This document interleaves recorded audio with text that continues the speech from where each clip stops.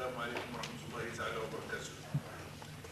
إن اختيار موضوع التطور المهني والتدريس التأملي له دلالات خاصة لدى كل من الأساتذة الأستاذ الجامعي والثانوي والابتدائي، بحيث لا يمكن لمنظومتنا التربوية أن تتطور بدون تطور الأستاذ، فتطوير الأستاذ لا يسير فقط على البرامج المصدرة من قبل الوزارة الوصية، وإنما الأستاذ المدرس يتحمل عبئا منها كذلك.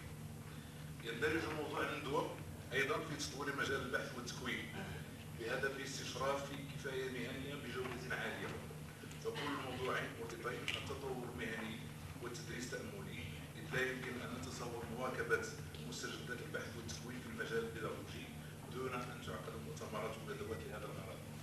أيها السادة الأساتذة الأفاضل، إن انعقاد الندوة الدورية الثانية في هذه الكلية لا دليل على نشاطها المتميز، ومن هذه المنصة أود أن أتقدم بخالص الشكر لرئاسة الجامعة وكذلك كلية الآداب والعلوم الإنسانية في مكناس على الدعم المادي والمعنوي لتنظيم هذه الندوة الثانية. كما أود أن أشكر كل الأساتذة المحترمين الذين لم يترددوا في المشاركة في هذه الندوة رغم عناء السفر. والشكر موصول كذلك للجنة المنظمة من طريق حضور وأعوان أساتذة وطلبة ماجستير في اللسانية التطبيقية، ولا ننسى جهد النفاق من طلبة الماستر في الدكتور. نرجو النجاح لأعمال هذه الندوة العلمية ونأمل أن تنشر موادها، والسلام عليكم ورحمة الله تعالى وبركاته. Now I shift into English. Dear Mr. Dean of the School of Arts and Humanities,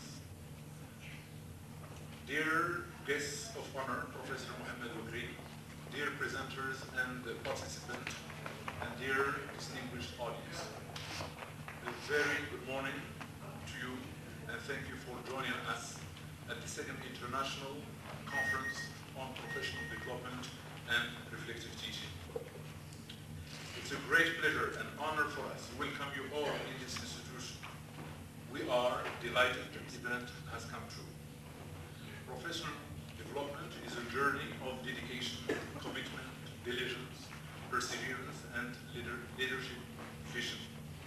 The theme of this year's conference, Professional Development and Reflective Teaching, is well thought out and is justified for several reasons, which I will outline as follows.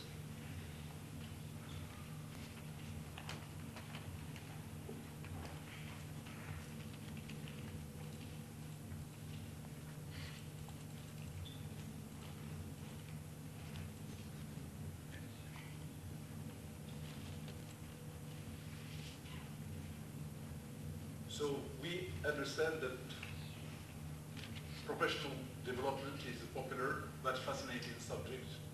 It has become an academic discipline, and it is part of educational research and evaluation, and in curriculum development and in service education. I will not dwell too much on this because we have guest speakers and other participants will delve into this topic.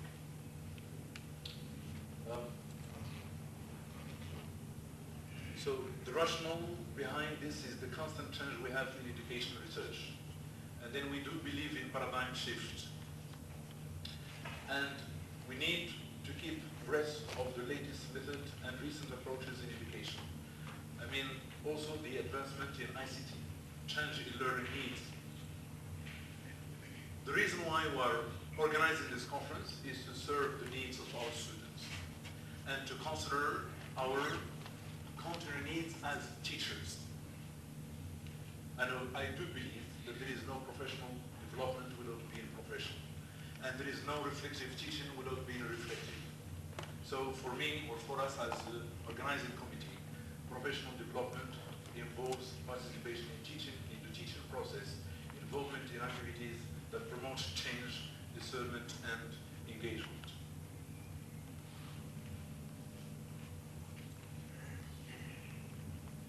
And we do believe again that there is no curriculum development without teacher development, and vice versa. We cannot talk about teacher development without curriculum development. Anyway, there are many questions to be addressed in this conference. Many questions. I mean, time does not allow us to cite all these questions, but I think we expect that the participant will answer some of these questions. I'm not going to read them now, but we have.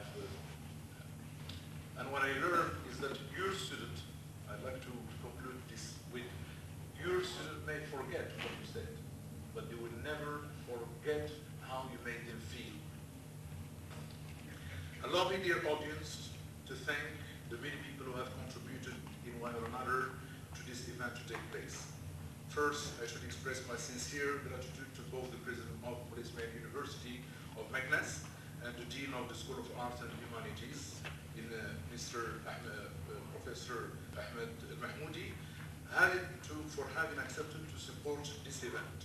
Similar thanks should also go to Mrs. Kathy Lance, the American Language Center Director, for her financial and moral support to this event again. I should express my heartfelt thanks to Professor Mohammed Wakrim for unconditionally accepting to contribute to this conference. I should extend my sincere thanks to Professor Mohammed Malouk for having accepted to serve as a keynote speaker in this conference. I would similarly like to thank our overseas participants from Algeria. To all, I say thanks a million for your time and energy you have invested in making this international conference a success. I would similarly thank you for taking the trouble to travel all the way from your hometowns and home countries. Equally important, I wish to thank all the master students in the different master program in Kenitra who traveled all the way to Meknes just to attend the conference. Last but not least, I would like to thank the organizing committee for their patience and encouragement and commitment to make this day a real wish. In closing, I encourage students to participate actively in the interesting discussions over the next 2 days. I wish everyone a successful and fruitful conference. And I would like to say again, be the change you want to see in the world. Your participation is indeed a considerable indicator of your professionalism. To all, I give you a big applause and thank you very much. الآن أعطي الكلمة للسيد أمين الكلية يلقي بدوره. وشكرا.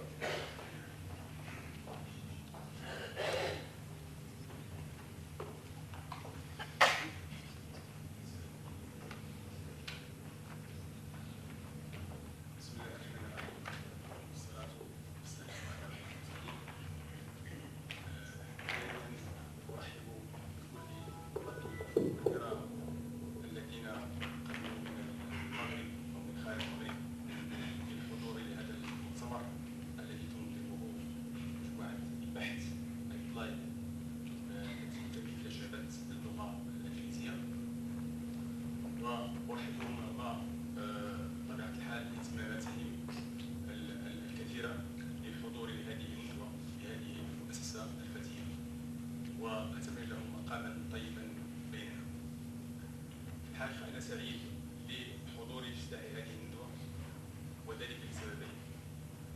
السبب الأول لأن أعمال هذه الندوة فهي مهداة لأحد أقطاب الدراسات الإنجليزية، الأستاذ محمد وكريم، الأستاذ الذي ظل وفيا لعلمه، ظل وفيا لطلبته، ظل وفيا لأبحاثه. طبعا أن محمد وكريم فهو معروف أنه كان من بين الأساتذة الأجلاء الفضلاء الذين قدموا خدمات كبيرة وكثيرة إلى البحث العلمي في الجامعة المغربية وفي الوطن العربي بصفة عامة، فهو يستحق هذا التشجيع ويستحق هذه العناية. فاسم أعضاء هيئة التدريس بالكلية الإداريين الطلبة نهنئ الإخوة المنظمين على هذه الندوة الذين بادروا بهذه الاتفاقية الطيبة الإنسانية وحضور الأستاذ معنا، رغم أننا لا نعرف عنه شيء كثير، ولكن ما نعرف عنه هو علمه الذي هو معروف على المستوى الوطني والمستوى الدولي. طبعا الموضوع الذي طرحه الإخوان في الندوة فهو موضوع في نظري فهو موضوع الفكر، وهو موضوع جديد، فهو موضوع يستحق العناية والبحث والتعقيد، لأنه موضوع يختلف عن الطرق الأخرى في مجال التدريس، فهو موضوع يعطي مهارات جديدة للمدرس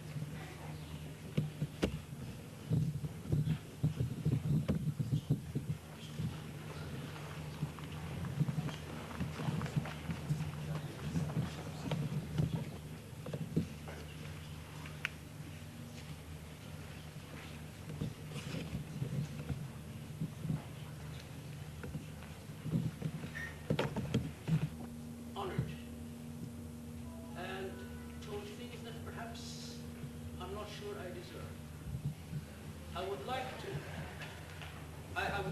when Professor Larousse approached me, the understanding was that I was going to come as a participant, like everybody else.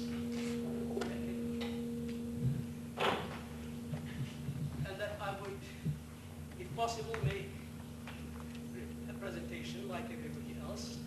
But he insisted, and then I eventually we agreed about the fact that I would make some introductory remarks about the conference, and that I would come and sit with you like everybody else. It's a great honor and a great opportunity for me to see so many familiar faces. In fact, a lot of familiar faces. Some of whom have been my students. I was delighted to have as my students, some as colleagues, and a lot as friends. And I'd like to thank the organizing committee for giving me this opportunity. I'd like to thank Moulay Ismail University and particularly the School of Humanities for giving me this opportunity to not so much to talk about, to say anything about reflective teaching, because I have never done any research on reflective teaching. I have been reflecting on my teaching. That's something I did. So I did reflective teaching in practice. What I would like to do very quickly, I had a look at the program, and what I'd like to do very quickly is present what I think are essential issues related to reflective teaching, beginning with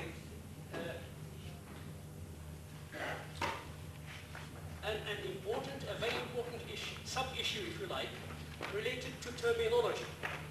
If you go through the literature, you will find that reflective teaching has been defined in many different ways, different people adopting different perspectives, some emphasizing the teacher perspective, others emphasizing the learner perspective. So I would just like to propose a definition, a brief definition which has been given in the literature, but this does not mean that it's the definition or the only definition. There are hundreds of definitions. One that it seems to me is based on the principle of reflection. Reflection as being built of three elements, if you like. First, envisaging, while teaching, envisaging problems in teaching and learning, and making of those problems the basis for your reflective teaching. The second one is meditation, although it doesn't mean the same type of meditation that the gurus of Buddhism do, but meditation simply meaning taking a step back and thinking about what it is that you have done, why you have done it, whether you think it's gone well or not so well, and what needs to be done to improve whatever it is that you have done. But the most important about reflective teaching, it seems to me, is that it can be effective only if it is followed by action. And that action usually means change. So when we do reflective teaching, the purpose behind it, normally the ultimate purpose, should be to introduce some kind of change which we think is appropriate for our teaching learning situation.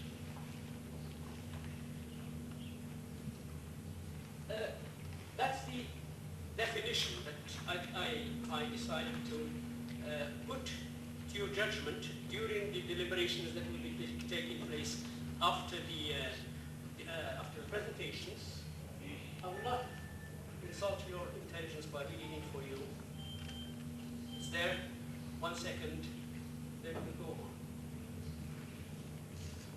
The expected outcome of reflective teaching, it seems to me, from my readings on the topic, brief readings on the topic, is that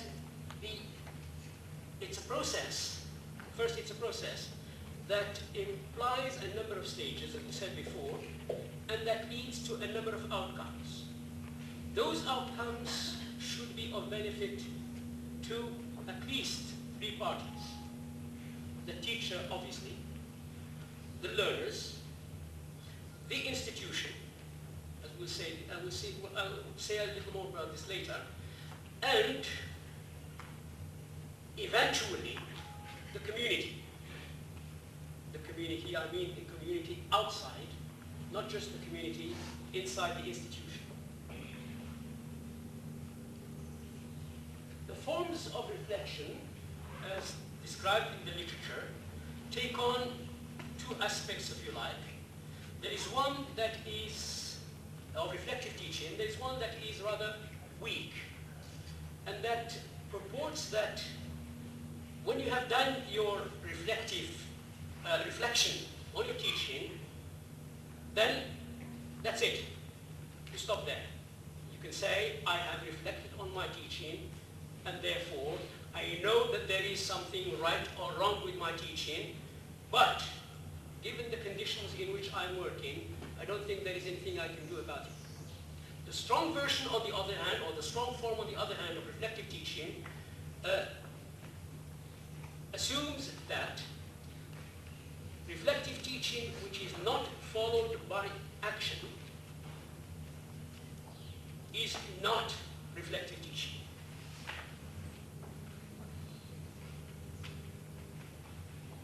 Some reasons why people indulge in reflective teaching are first, the fact that even people who don't say that they do reflective teaching, as a matter of fact, do reflect on their teaching. Evidence for this is, think of yourselves after a lesson, a class, and leaving the class. What is it that you immediately start thinking about? It's not anything, well, as far as I'm concerned, it's not anything to do with your personal life. It's usually, the idea that here I am, I have just been in a classroom, for example, for an hour or an hour and a half, and I leave the classroom. What is it that I think I have achieved? What I think I have not achieved, that I should do something about?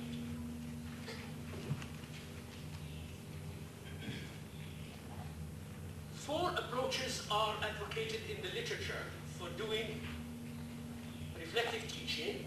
They are engaging in action research. I should have put this last, because as we said, it's, action research does not start immediately after reflective teaching. It comes later. So let's say action research. A teaching journal has also been advocated as one means by which one can do reflective action. Teacher development, being a member or becoming a member of a teacher development reflective group, a group of colleagues who get together and reflect not only on their individual teaching, but how that individual teaching compares with other members of the group. Finally, and that's something that everybody is familiar with, the portfolio. Requirements for, as they have been defined by, in fact, not the guru, but the precursor, the first person who wrote about reflective teaching, and that's Dewey, who defined three requirements for reflective teaching. They are open-mindedness on the part of those who indulge in it, responsibility, and wholeheartedness. A number of benefits, just a number. If you go through the literature, there are hundreds of benefits of reflective teaching for, we said, the teacher, some of which are there. There are also benefits for the learners. And the ultimate of this, and the most important of which, being that a student or a learner who has been taught by a teacher who in one way or another has made it obvious to the students that he or she indulges or embarks on reflective teaching, is likely to make of his or her own students reflective learners. That's, if you like, a bug, that is a virus that is passed on, that can be passed on from teacher to learner.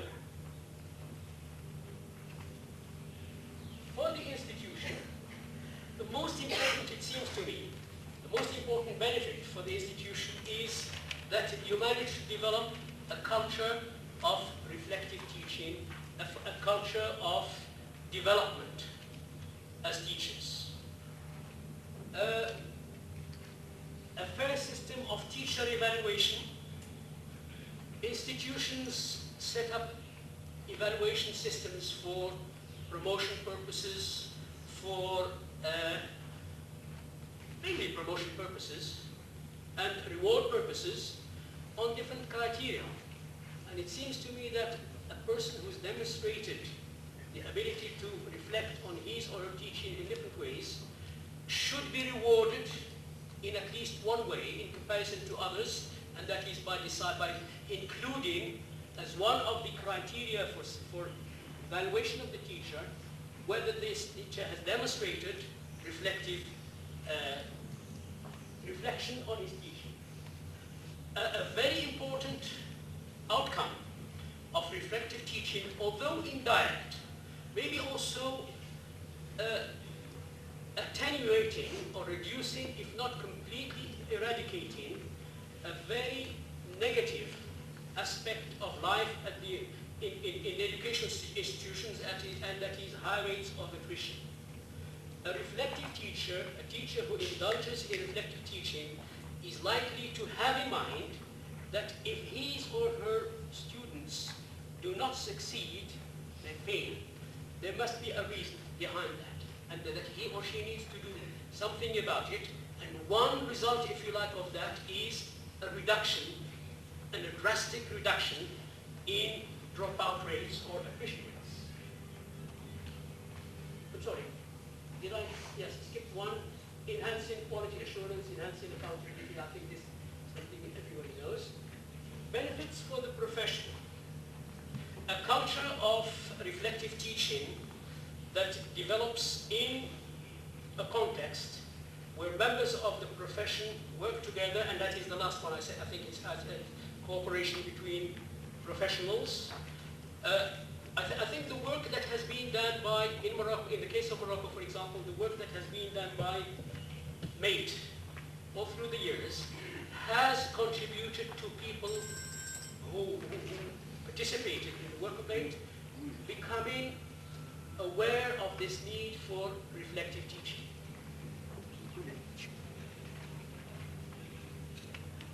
Remaining are 2 or 3 issues that I'd like to highlight before I finish, and that is the issues related to reflective teaching. The question that we can ask is, why is it that the number of people who accept or who make it a duty to themselves to embark or indulge in reflective teaching is so low in comparison with people who don't care? There are reasons for this. People tend to think of reflective teaching as a process that requires time, that requires effort, that is perhaps not rewarded in the system in which they're working, and therefore they say, why on earth should I bother spending a lot of time that I can spend doing other things, reflecting on my teaching? That's one. A second issue related to this, to reflective teaching, is the lack of research, not so much on reflective teaching, but on the outcomes, the real outcomes of reflective teaching. If you go through the literature, you will find that there are thousands of articles, thousands of books about reflective teaching. But there is very little about the evaluation of the results of reflective teaching. And that, I think, is something that may deter people from actually investing the time and effort that can be invested in reflective teaching. What I've tried to do here is, in fact, what I did is I went through the program and I looked at the issues raised in most of the papers that are going to be presented in the program. And if you like, these are pre-thoughts on the proceedings of the conference, which I hope we can turn into thoughts at the outset of the conference. Again, I'd like to emphasize the fact that I'm delighted and honored to be with you. I'm delighted and honored to have been honored, particularly as I don't think I deserve the honor that I have been bestowed, that has been bestowed on me in this way. But what I'd like to say is that I did a lot of reflective teaching during my career, I don't know how long career as a teacher, but I don't think I have stopped as much as I should have to reflect on my reflective teaching. And I think what the idea now from in the literature that has been produced in the last 20 years is that reflective teaching needs reflection. Thank you.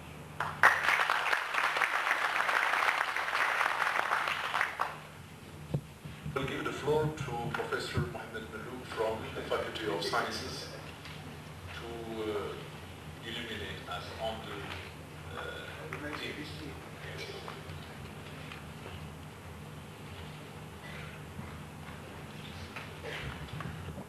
See Rus, and through him the Faculty of Letters and the University of Ismail for this invitation. It's a pleasure and an honor to participate in this conference about professional development. And what I intend to do actually is maybe to give a survey about what professional development means. And in fact, most of the things that I'm going to talk about you already know, so I'm not going to bring anything new. What I did is take a part of a presentation that I did a couple of years ago here in McNass, but it was on the request of the university for acting university teachers. So those of you who were, it was at the presidency of the university, I did it, but it was in French actually. So what I did, I took part of it, I translated it into English, and this is what I'm going to introduce this morning. Now, professional development and rationale and characteristics actually involves the following. 4 points that I would like to address. The 5 lives of a teacher. Huh? And it's not mine. Actually, I'll give you the references. I've read a lot about this in this area. I've been doing this as a member of the, l'AIPU, l'Association Internationale de Pédagogie Universitaire. And you know that the Canadians and the Belgians have done a lot of work in this area of professional development. And it's interesting because we are talking about the profession. When we say professional development, how do you understand this profession? What does it mean to be a teacher? And the second thing that I would like to address is just very briefly professional competencies. And through the program, when you look at the program, you will see that most presenters will go into the details of these competencies. What does it mean? What do they involve? And the third thing is about how do this process. Siwa Karim touched upon this process of professional development. And the last thing that I would like to talk about is organizational strategies. Given the fact that in the program, most of the presentations will actually give you the details of each one of these. Now let's begin with the 5 lives of a teacher. First of all, you will notice that I put lots of question marks. First of all, choosing to be a teacher. We go into a profession which is not technical. Teaching, and I believe in this, teaching is not a science. It's more of an art than a science. Now, how do we teach? How do we become a teacher? Most of us, talking about my generation, we chose to be teachers.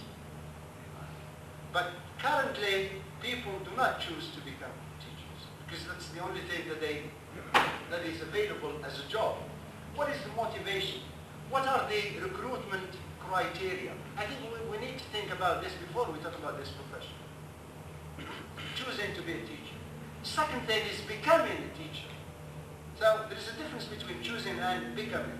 Now, some, especially at the university level, most teachers don't get any initial pedagogical training.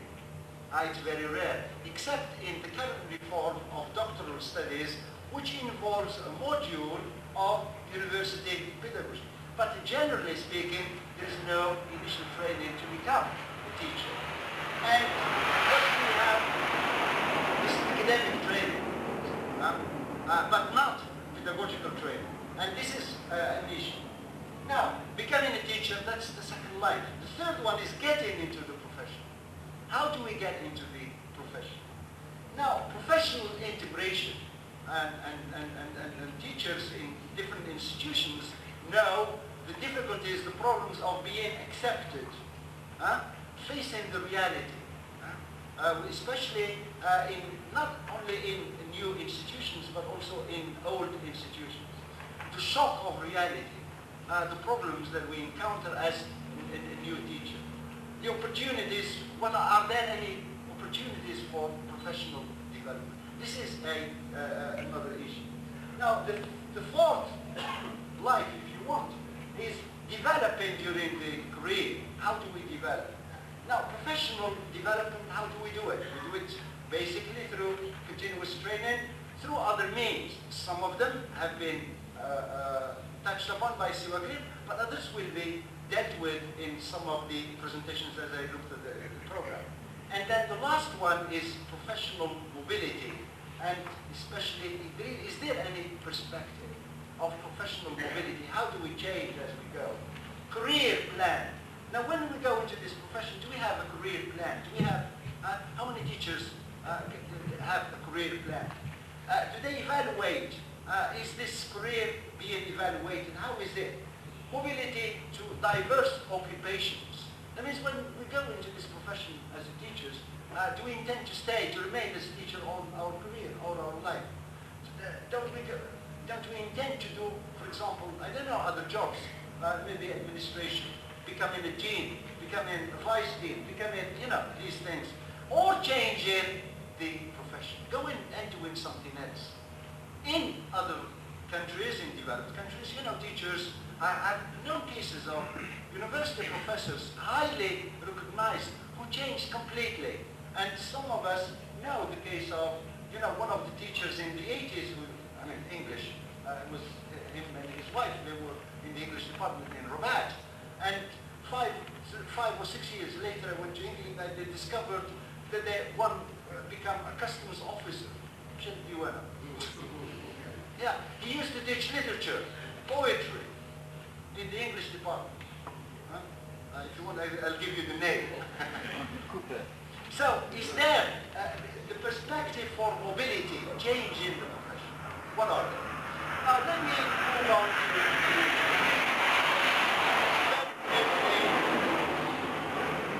what are professional, we are talking about professional, what are the competencies? Now, when we talk about professional competencies, I think they can be defined. I took this and translated.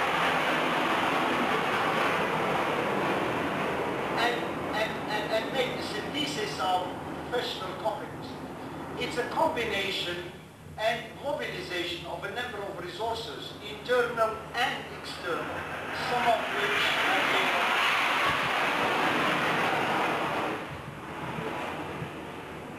internal and external, bearing with the external noise, how we mobilize, how we make use of these resources that we have, so as to be called a professional.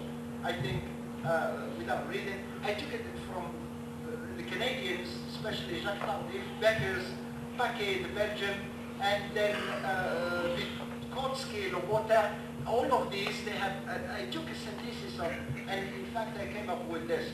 So to be a professional, combine and mobilize in order to face a set of professional situations. How do we, and then we can talk about this. We can go into the details of this. Sorry? I went a bit quicker. Now, So the first one, conceiving teaching and learning situations. Now, if we want to be professional, we have to think of teaching and learning situations, how we conceive of them. Second one, piloting teaching and learning situations. Competency 3, evaluating learning progression. Competency 4, adapting one's interventions according to the needs of different learners. You know that when we address a class, we don't address people of the same level, the same, let's say, experiences, needs, and even psychological mentality. So we have to adapt to different needs of learners, managing the classroom, and communicating in the language of the instruction. I would like to insist on this because it's very important in terms of communication, how we communicate with the students. Integrating ICT, this was already mentioned, and it will be dealt with in details. Cooperating in the achievement of the institutional educational objectives, working in teams to achieve tasks and activities, in being engaged in a professional development, and I think this is more important. That means we have to be engaged personally in a perspective of professional development. And the last one, behaving as a professional. I know that intuitively we know a professional, we can identify a professional from a non-professional, or a professional could be compared to an amateur. So, and sometimes we can say, this is an amateur teacher, this is a professional teacher. Now, very briefly, again, coming back to this definition, so it's a process. I'm just repeating some of the words that were used by Siwaki. Constructing, so when we talk about professional development, it's a process. Constructing competencies and identity transformations. As a professional, we have certain transformations that occur in our identity as a profession, as a teacher. And by extension, it includes, of course, pre-service, in-service training, construction of professional competencies and identity through workshops, internship, seminars, practicum, etc., etc. This is the how.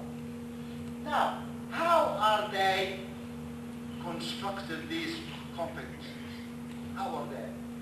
According to experts, among other people that I consulted, professionals develop professionally. We develop professionally through practice. We can't do it otherwise. It's not theory, it's practice. We develop professionally through solving professional problems, whatever they are. That's how we develop. Through reflected during and on practice. That means during and after. We need to do this activity, reflective activity. Anticipating changes, and this is also very important. It's not only doing and reflecting, but also anticipating. And then the acquisition of theoretical knowledge, both theoretical knowledge, integration, assimilation of new knowledge related to the questions, issues that we face. We have to be aware of it. And this is how we develop professionally. Now, how do we get integrated? Sometimes we forget this aspect. And just I would like to raise a number of issues. Sometimes we are not well prepared to face the shock of the reality.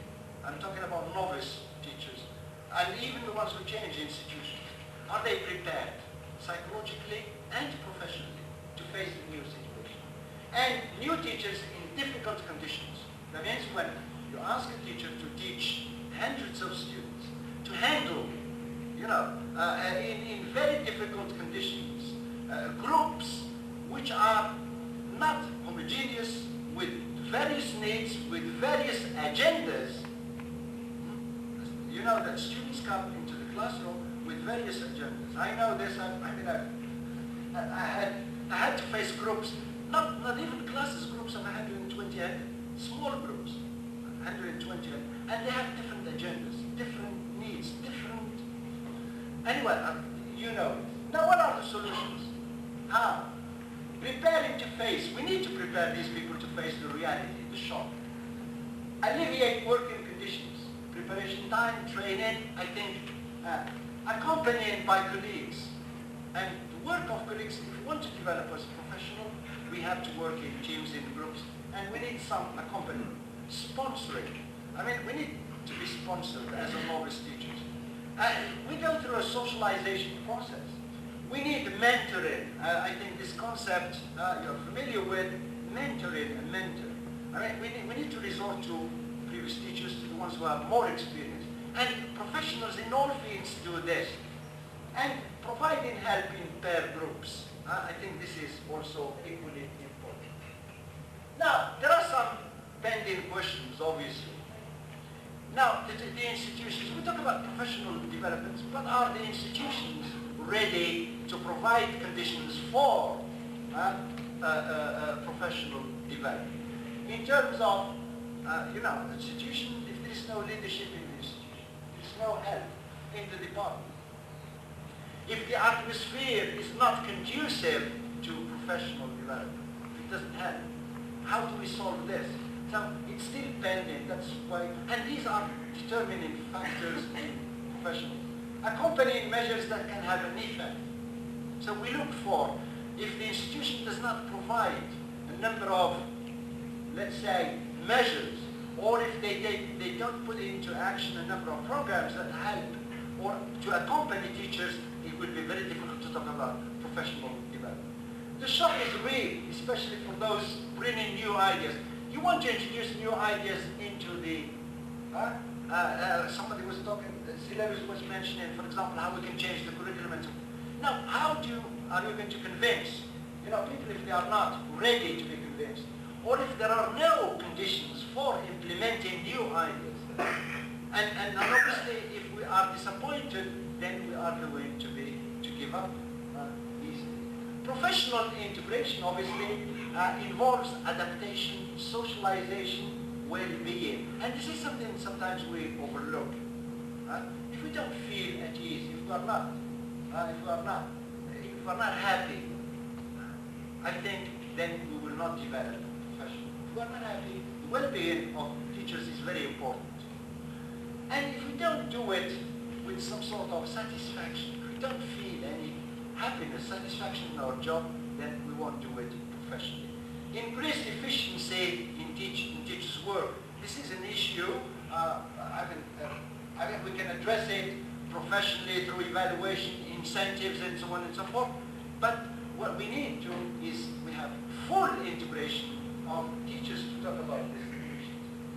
Developing. There are some critical issues. Maybe just to go very quickly. At the university, there is very little or maybe no continuous training. So how do we make up for this lack of opportunities for continuous training, continuous development? Or training not related to projects or the institution's project. Sometimes what is offered does not meet our needs. So we have to look for opportunity. Working in isolation. Unfortunately, this is the case of majority of teachers. Fortunately, in the English departments, we can notice that there is this spirit, team spirit, group work. Although it's not, sometimes it works well, sometimes it doesn't work. So we have to be aware of this. We need to reinforce probably this. And there is this new concept of learning communities. Unfortunately, it's absent from our thinking. Developing, because we can't develop professionally if we don't do it within what we call, what the British, what some authors talk about, is learning community. What is a learning community? I'll say a few words very briefly about this learning community. Though practice rarely adopts this practice. Now, when we talk about solutions, some people suggest continuous training. But is it enough? Maybe it's not enough. Investing massively in continuous training, I put it with a question mark. Maybe I leave this for discussion. Ready-made recipes, sometimes they work, sometimes they don't work. If a person does not develop professionally inside, interiorly, he will not. Outside the institution, Will it be obligatory? Will it be optional? I think these are some of the issues that I leave. Is it realistic to assume that continuous training will solve all the problems? I think you would agree with me that that's not a total response or a total solution to the issues involved. Opt for professional development through both individual and collective work. I think the two formulas can complement each other. I mean, we do the effort individually, but we have to do it collectively as well.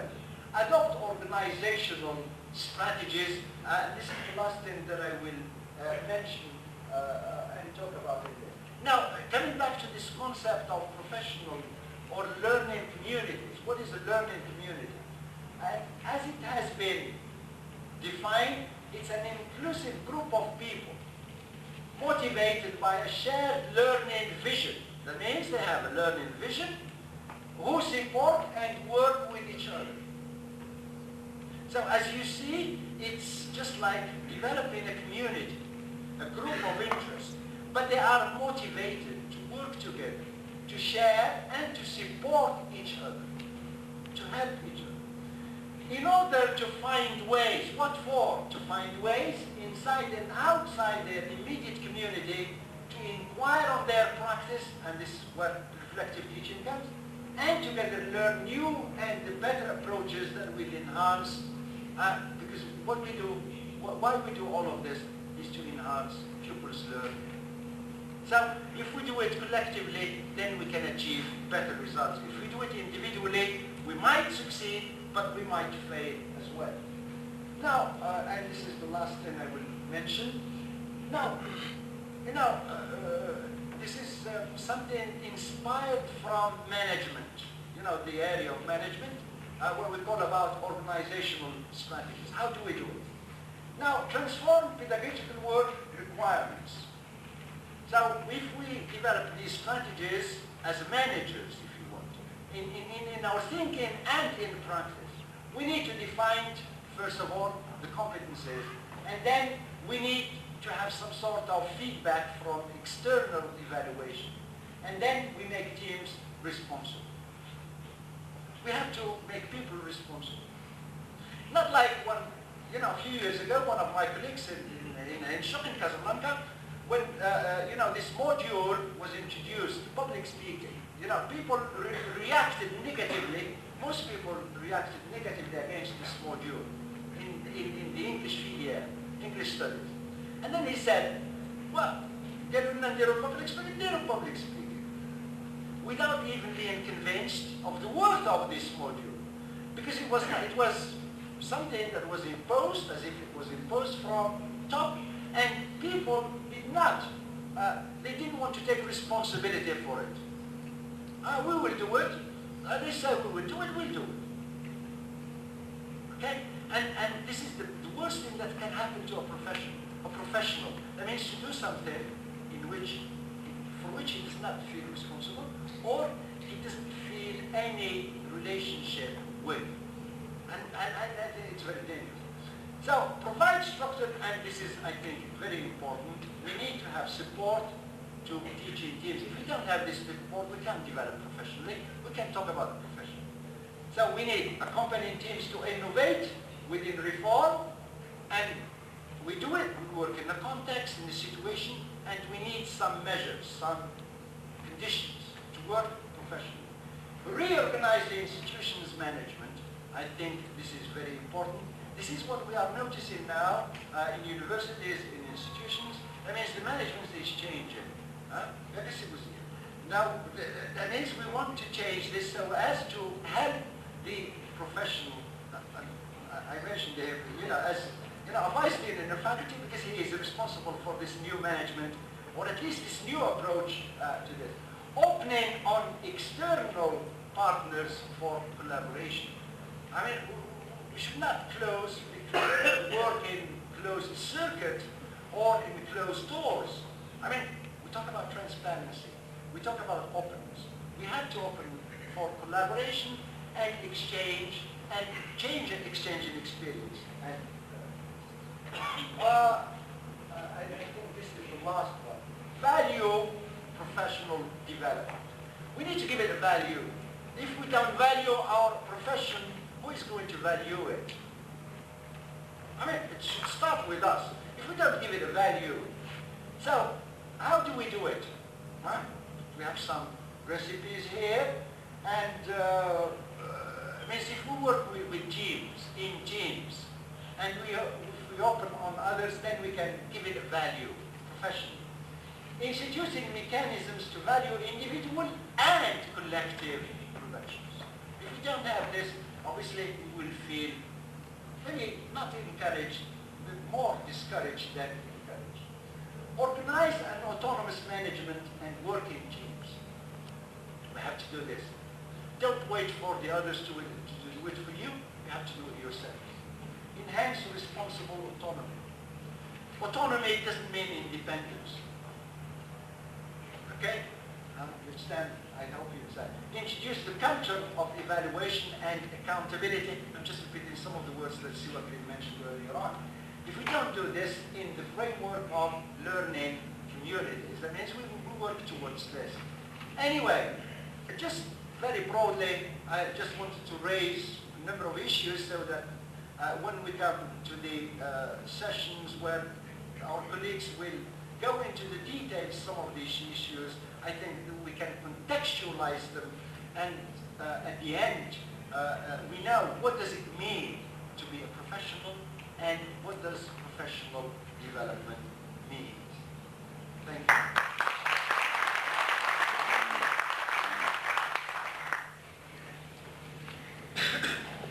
Thank you, Professor Mohamed Malouk. I think it seems to me that we are squeezed by time, and I think it's time for reception. Should we take some of the questions and comment, or should we go directly to the reception? Maybe they want to react. Okay. If we can take one or two questions, comments, and then we aid towards the reception.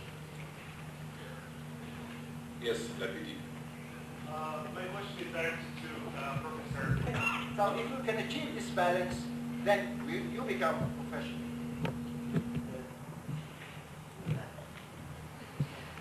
But I hear you. Yeah, I got a loud voice. Sorry, I don't need this thing. How do you feel? So,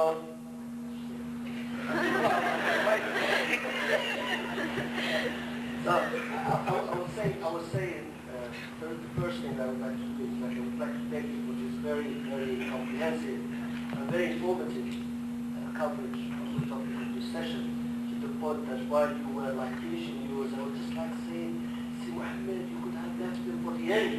You summarized everything, probably, that is going to be said. But I still have like a question for both of you, a question for me as well, which you probably did not address and which has, I would say, which is related to things which affect this issue of professional development, and maybe even carrying out this kind of reflexive, reflections, on our teaching. I have in mind, I just would like to have your thoughts about how to handle two things, which in our Moroccan institutions, be they at higher education level or lower education level, we suffer from as practitioners. It's red tape, bureaucracy, and budgetary limitations. I guess it's very meaty. It was supposed to take place last year, and it was delayed for basically these reasons. I mean, how to overcome. Thank you.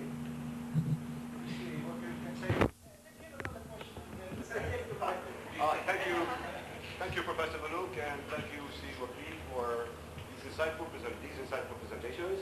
I was just wondering, where is the place of the student in all this? I mean, how can students really enlighten this professional development? Because I think that they are kind of very important and kind of water.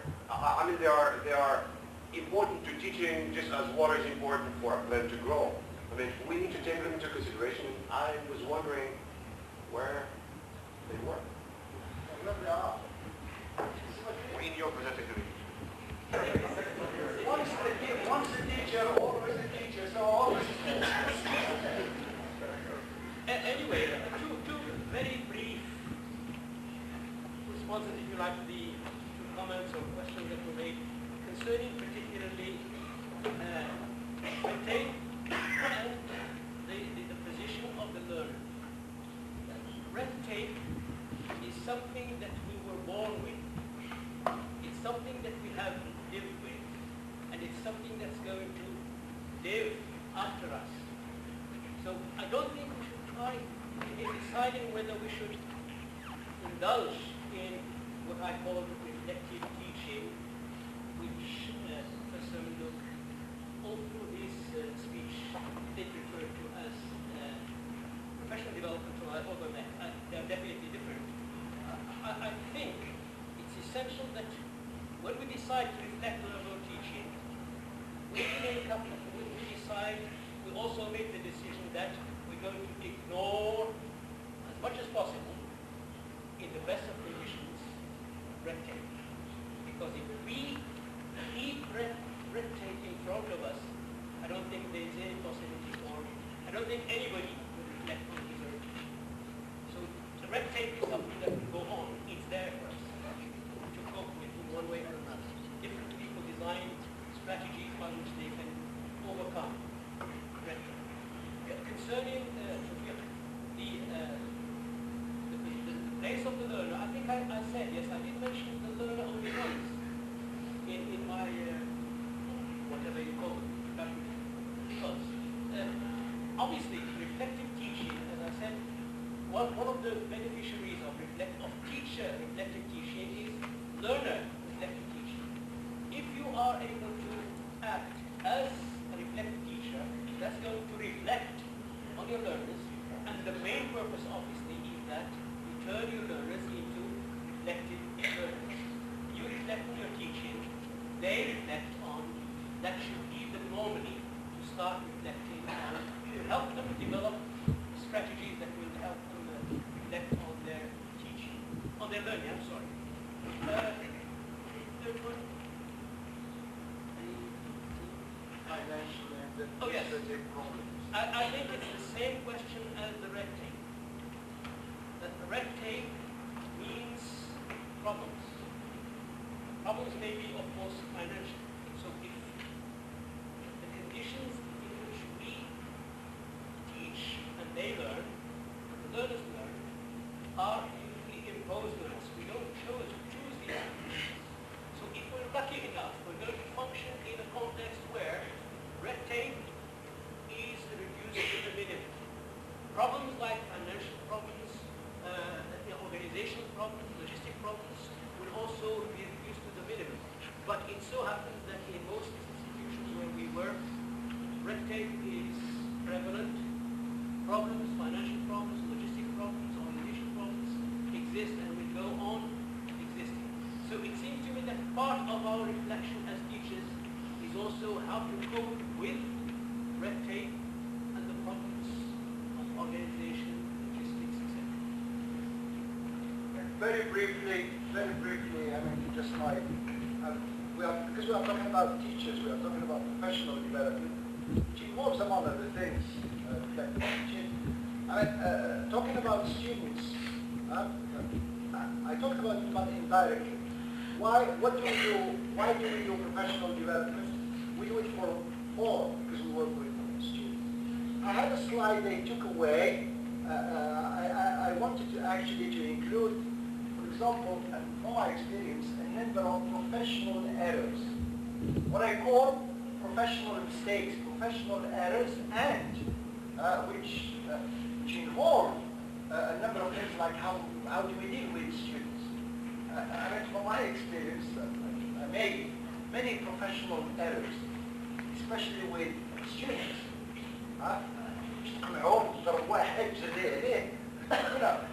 Or chuck somebody out of the classroom. I did it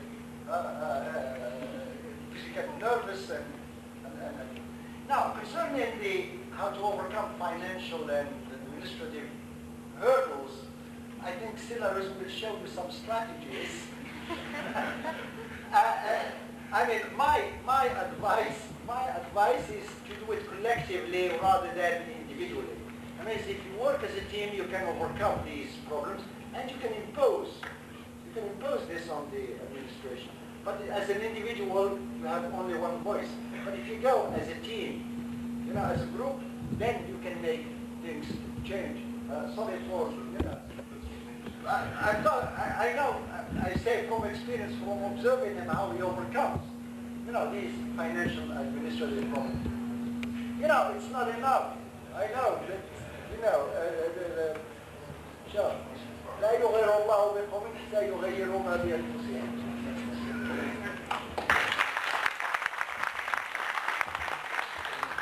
Now I say I'm a little bit worried of about how to start this presentation after what I would call two highly professional presentations, which then will nearly the same thing I wanted to hear. So I'm going to probably bother your kind attention, patience, by repeating the same thing, but probably not in an orderly fashion as it was presented by the previous presenters. So I can deal with things which touch on reflexive teaching. I'm not using the word reflexive teaching, but things which also will be touching on this professional development topic. What I'm going to say again is just like what was said before. Most of it is not my own ideas, but there are ideas in which I do believe. There are ideas which I've been toying with for a very long time. Basically because, I don't know, I've been involved into this teaching job for quite a long time. I'm quite recent to issues having to do with teaching, you know, reflecting on teaching and teaching about teaching. And, you know, just like many of us around here, do believe it to be the case. We are all carrying this kind of concern about, you know, realizing that things are not going as good as we want them to go. So I thought that probably today, I suggested to the organizing committee, whom I thank for giving me this opportunity to share these ideas with you, to tackle things having to do with competencies. I call them competencies, but probably, you know, maybe it's not really the professional way you would call them similar or siwakri. So it's like you may call them other things. So I'm just like suggesting that we have to deal with something having to do with promote. And my competencies that I will be talking to you about are competencies which I use for, you know, as an acronym for the PROMs thingy. So I'll be talking to you about competencies which fall under this kind of abbreviations or acronym in there. It's PROM, and I think that they are necessary if you want to promote the different individuals, different operators involved in the teaching operation.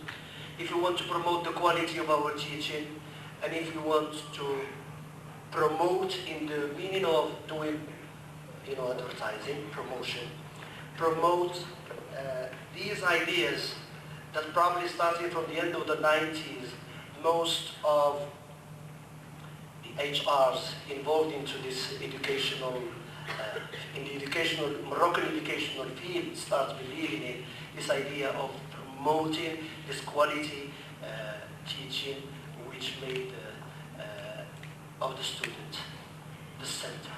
You know, put the student into the center. I don't know, just like to start with, I take as a starting point for my presentation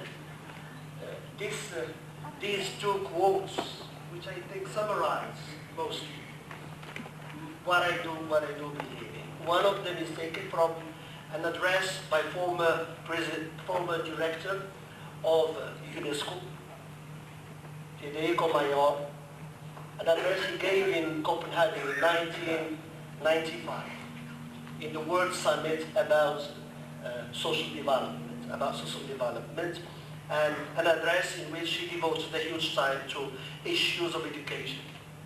It was like I mean, it's a kind of a surprising fact. We're talking about 1995, we're talking about a year or a decade in which probably one could say that humans or humanity has like reached a cruising speed in terms of development. We had this kind of summit there raising this issue of illiteracy. Huge numbers of people were still left behind, were still left outside this educational system. Huge people were also subjected, huge numbers of people all around the world were also subjected to educational systems which were not doing what Federico Mayor is putting out there, informing about today and giving an insight about the future, using the past to build for the future. I think I will probably touch on just like saying why this is the case. And I think that the second quote is also, within the spirit of what was said this morning. Maybe it was said, it was like written by this author, Taylor, on another occasion, but I think it's something which is like in the vogue nowadays in the field of education. This idea of the need for having the teacher as a mentor, as Professor Malouk said this morning, rather than having the teacher, as used to be the case for a very long time, and maybe is still the case in many institutions, many educational institutions, the teacher being the sage on the stage, the one who throws out knowledge out of his thingies, while I think the 21st century is a century which is acknowledged, which is claimed, which is believed, which is wanted to be a stage wherein we don't need teachers, as the Pink Floyd said, but we need guides, mentors rather than teachers. If you want, I would say to reach a kind of a development, both for the teachers, both for the society at large, for the teachers and the society at large. So just like by way of an outline, I think I was thinking of doing it in 4 stages, so to speak. An introduction, just like a glimpse, if you can say so, glossing over some of the stuff which has to do with this issue of education at a global level. Then moving on to the national level, glossing over things. And thirdly, introducing the problems. And finally, I don't know, the conclusion is yours, it's not mine. I have no conclusion. I have no conclusion out there. So just like to start with, again I'm going back to outside Morocco for Dakar. I do guess that ever since humanity started believing in, how should I call it, in the feasibility, in the performance of an educational system which would produce, believing in this idea or the need of having an educational system which would produce the citizens that the society wanted. It has always been the case that all educational systems up until the 20th century were all society-centered. Were all centered on the needs of the society. And we might even argue that there are places around in this world who are still centered on this kind of thinking, and we have to wait for somebody like if you want to have an educational system, then this educational system has to be something which makes, I want to call out there, that men and women, through this educational system that is suggesting, or in this conception of the educational system that is suggesting, men and women should develop their power to perceive critically the way they exist in the world, with which and in which they find themselves.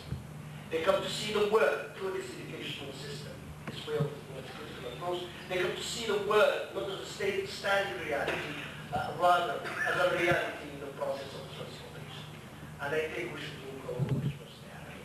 We have, for a very long time, and this learners in society, these things change, and systems of education should also change.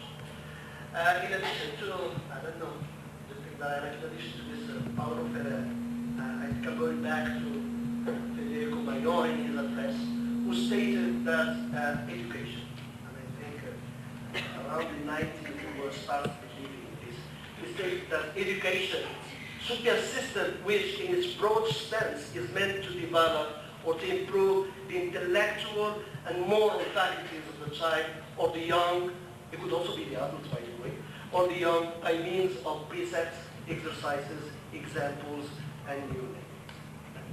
So that's my way of introducing it.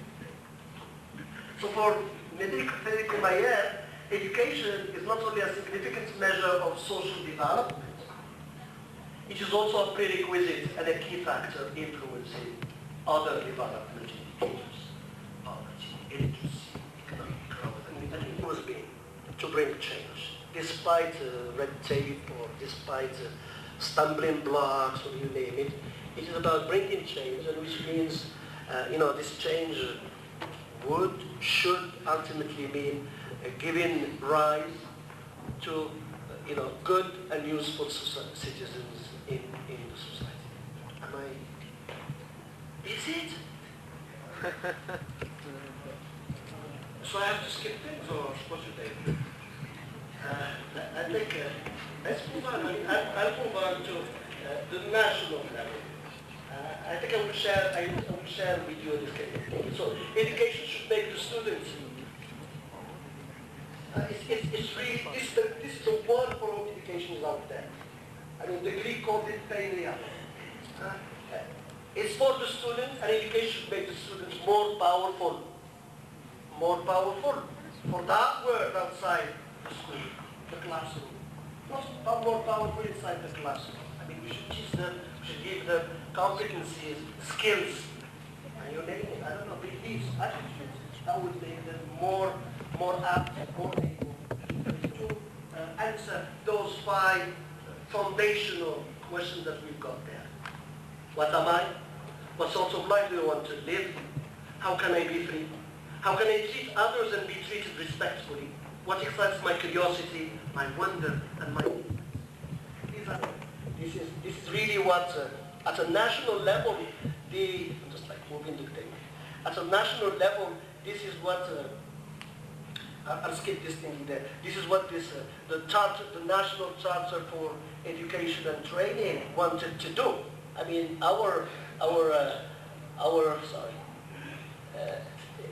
this document, which was published in 2002, it's just like saying, look, we need to put back the students at the center of the teaching operation. Because if we have teaching, if we have classrooms, if we have educational institutions, then these institutions should be student-centered. Student-centered, and I guess maybe you could say that adoption of this document by the Moroccan society at large, not only the authorities, because as you know, the charter was the result of a kind of a consensus, a social consensus among all operators in the Moroccan society. And it was like a first thing among what you would call non-fully developed societies. But like the first time we have like a country adopting this kind of approach to things. You're looking at me that way. I will start hating you. They want me to stop because I can leave the rest for further. Yeah.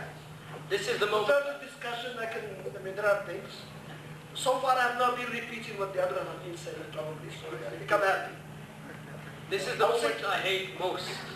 I would say thank you very much. When I feel that the speaker starts hating me. Because he knows... No, I love you. Thank you. We have never like had this kind of exchange. Thank you. You were like, I hold you in high esteem. Sir. Thank you very much indeed. Thank you very much.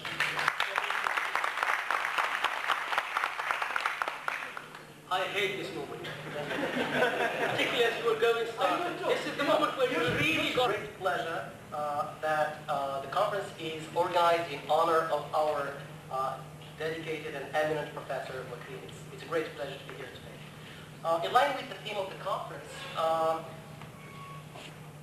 I'd like to talk about professional development in tertiary education, and I would like to make the point that probably we, as faculty members, we need professional development maybe for many purposes, but I would like to stress the need for professional development to be focused on teaching.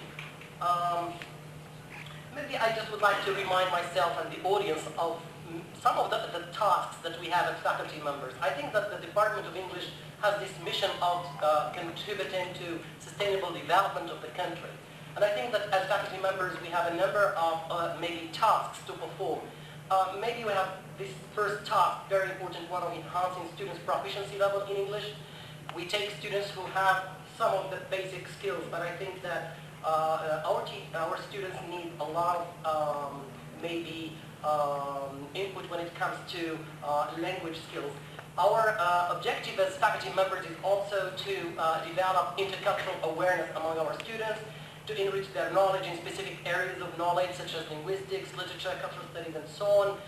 Maybe to train our students to conduct research. And of course we have this task as faculty members to produce knowledge and to promote scientific research, and maybe to offer answers to questions and to make recommendations to policymakers. As you can see, we have a number of tasks entrusted to us as faculty members. There is of course overlap between these functions and roles.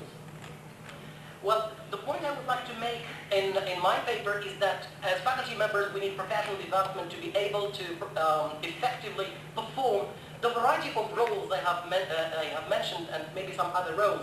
But I would like to maybe stress the need for professional development to focus on teaching, or the task of teaching. I believe that high priority or top priority should be given to professional development activities that can help us as faculty members to reflect on our teaching practices, improve them, share best practices, learn from our what Professor Mallouk talked about a few minutes ago, learn from or through our professional errors or mistakes. In my opinion, I think that professional development should be focused on teaching for a number of reasons. Let me start with some basic assumptions, or some of the wrong assumptions that we have as faculty members. I think one wrong assumption that we have is that the students that we take, freshmen, usually have good proficiency level in English. This is not always the case. We also have the belief that the focus of the BA program should be on the teaching of content, linguistics, literature, cultural studies, whereas language skills, reading, writing, listening, and speaking, mastery of vocabulary, grammar, should be given secondary importance. We also have this wrong assumption sometimes as faculty members that our teaching, that issues related to teaching methodology and pedagogy are the exclusive concern of secondary education. I think that it's high time we change this attitude and we started to give importance maybe to teaching methodology within this context of tertiary education. We also have this wrong assumption that we are, as faculty members, as university professors, we are above criticism in the sense that we know it all. At least this is the attitude that some of us have, and that we don't actually need professional development. I think that many of us here are familiar with the reaction of some of our colleagues, maybe other teachers of other subjects, or teachers of English. People who would tell you something like, that's a reaction that I think that we have noticed many times. I think it's high time to change this attitude. We have another wrong assumption, the view that professional development is a formal or top-down process rather than a decision made by the faculty member. Yeah, we need, I think that we discussed earlier, issues related to logistics, financial support and so on. We need these things, but we need also a personal initiative on the part of the faculty member. And of course, as Professor Mallouk mentioned a while ago, of course, for professional development to be effective, I think it should be carried out collectively, not just as an individual task. And then we have this wrong assumption that maybe we need professional development to be able to do better research. I believe that it's high time we started to believe that maybe professional development should be focused primarily on this task of teaching. I'd like now to move from basic assumptions to facts. I think that it's a fact that many freshmen still grapple with the basic language skills of reading and writing and so on. I think that teachers of basic language courses in early semesters not only teach language skills but also shape attitudes. So I think a lot of importance should be given to teaching. And I think that even when faculty members teach content courses, they are also expected to develop their language skills. I would just expect a student at the master's level, for example, not only to study issues related to language, culture, literature, but also to continue to study the language itself, to improve their pronunciation and to improve their mastery of vocabulary. I think that students should continue to learn even when they reach higher levels, such as the master's level. I think that professional development, the fact that professional development should be focused on teaching is also important in the sense that when students develop good language skills, I think this is something that helps them to keep up with all the courses that they may take later on in their academic career, if you want. And I think that mastery of English per se, we should not forget this very important fact. I think that mastery of English per se is a major prerequisite for the subsequent integration into the job market. I think once we have BA holders, it's good to have a document certifying that the student has got or obtained this degree, BA. But I think that the candidate, the job applicant, should also have good mastery of the language. And I think that faculty members are also expected to design effective syllabi which include course goals and so on. So I think that we need professional development to be focused on teaching, to be able to perform our role as teachers. I'd like to just briefly mention some of the quotes that I came across in the literature which maybe describe some of the important characteristics of professional development. I think Professor Mallouk and Professor Waghreem talked about this earlier, but I'd like to maybe just briefly touch upon some of the characteristics that should be there in professional development activities. I think professional development is good when it's regular, when it's planned systematically, when it is geared towards changing the way we teach in the classroom. I didn't have time maybe to make a comment about a point that Professor Waghreem stressed. It's the need to look at professional development from the perspective of the learning outcomes. I think that we have the right as faculty members to ask for funding and to ask for good professional development, but I think that we need maybe research to see the impact of professional development on the learning outcomes. I think professional development is good if it helps our students to improve. I think we need empirical research in this respect. Some teachers would raise the issue, why should we need professional development at all? I believe professional development is important because it helps us to improve as teachers, it helps us to improve our skills, our knowledge, our values, our attitudes, and of course the ultimate goal is to see a change there in the proficiency level, if you want, of our students and in the language mastery. Why do we need professional development? We also need to enrich, update our knowledge, as I said earlier, keep up with the latest developments in ELT, develop positive, healthy attitudes, and this is very important.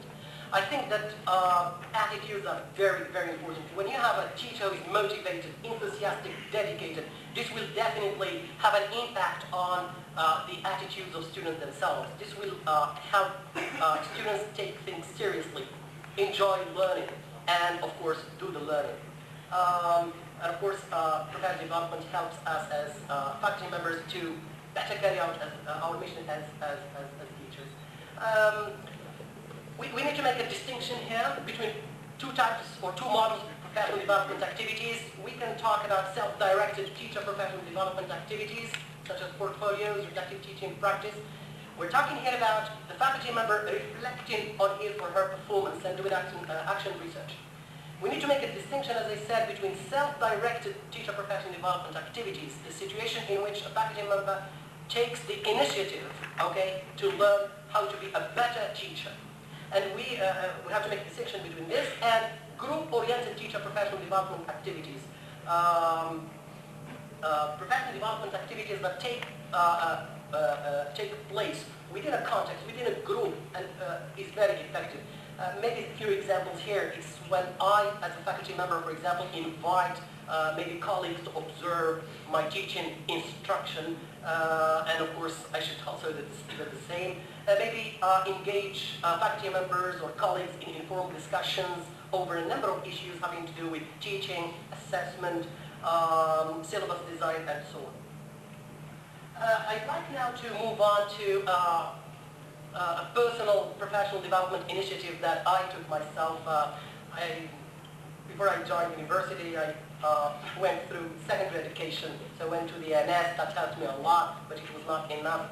I can never forget the fruitful pedagogical meetings that I had with a number of distinguished inspectors from whom I learned a lot.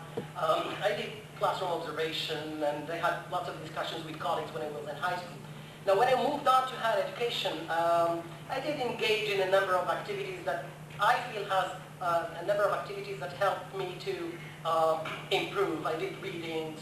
I participated in the BA and MA programs, in the design of the BA and MA programs. I designed, taught, evaluated a number of courses, and here I would like to stress the feedback that I always got from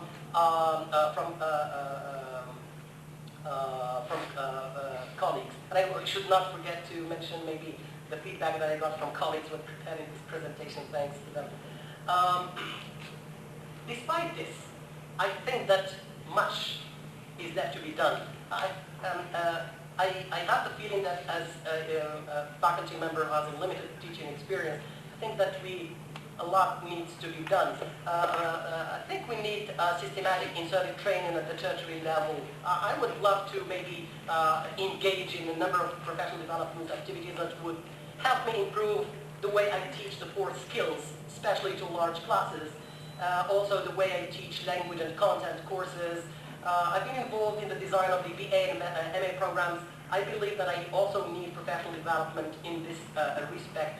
And I feel that I need professional development work, if you want, to be able to better supervise BA mini monographs, MA theses, and doctoral dissertations. Final maybe need that I personally feel is to better use ICT in ELT tertiary education. I'd like to conclude by just mentioning a brief quote. In countries where teaching is the nation's most valuable profession, helping the teachers, sorry to read this to you, I don't want to insult your intelligence, helping the teachers to succeed and enabling the children to learn is an investment in human potential, one that is essential to guaranteeing the country's future freedom and prosperity. Inspired by this quote, I believe that it's high time we devoted more time, more funds to professional development activities that can help us grow and improve as teachers of English in the first place. So there is this urgency to prioritize teaching in professional development, and this is the point I have been trying to make in my paper. Thank you so much. Thank you very much indeed. I didn't develop the feeling of being hated again by a second person. Now the floor is to Dr. Abdul Bouziane from, he says, Bilmsi, Casablanca. That will take me something like 12 minutes. So I will take this opportunity just to tell you something. And it is something that I'm disclosing for the first time in my life. That is, the two first presenters have had a great influence on my professional career. Professor Malouk is somebody, Professor Wakrim is somebody that they have known since late 80s, I guess. And I have read all what he has written. If you want to give a test to me, I am reading it, all right? And Professor Malouk is somebody that I have known for quite a number of years, a bit shorter than my meeting with Professor Wakrim, but when I knew him,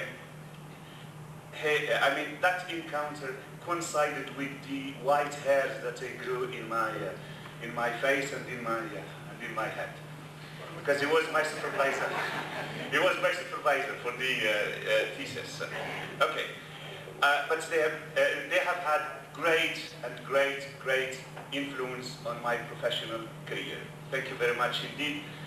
And I would like to thank the organizers for having invited me to talk here about something that is related to teacher development. And what I'm going to do this morning is to answer two questions. Why do we have to include ICT in education in general, in ELT in particular? The second thing, or the second question, which is the most important question today, is when can you claim that you have integrated ICT in your profession? That is, when can you say that I have developed professionally and then I have included ICT in my profession? Now, that's my outline. That's how it goes. And I guess why we should include the ICT is very obvious. It's just because things have changed in education over the last years. And one of the changes that we have moved from an industrial society to information or to knowledge-based society, where obviously we don't teach facts anymore, where we don't use textbooks anymore, and where, as Situfir said, where we don't have the sage on the stage, and where, again, the learning is not open just to homogeneous places, that is classrooms. That learning can take place outside the classrooms. Because of these changes, and these changes have been triggered mostly by the changes in technology. Now, technology has changed a lot. It has changed in terms of size. The computers, something like 30 years ago, were something like as big as this room. And if you want to use a computer, you have to go to a special place. If you want to use a computer, you have to, and I remember at the early days when we used the internet, it took us something like 45 minutes to download an article. Look how patient we were at the time. And it has become user-friendly. I remember when I started this business of IT, information technology, I had to learn programming languages and I had to learn a lot of things.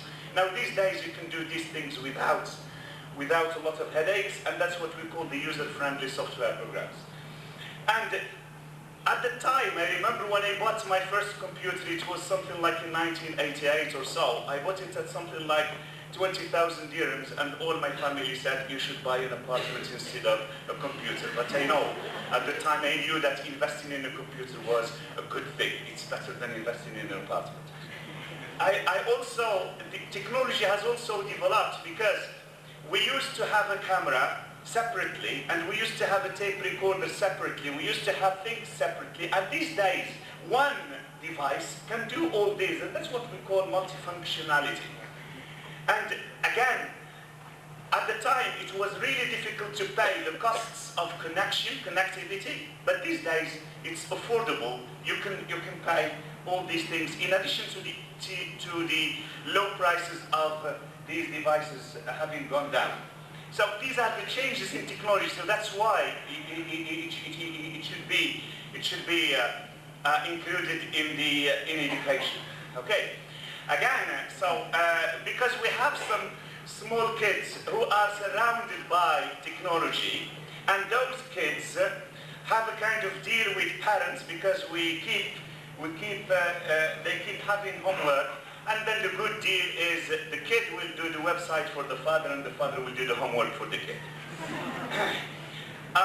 Now, with the problem or with the issue of integrating ICT in education, I know that you all know these two men, so that's Mark Warshauer and Stephen Bax.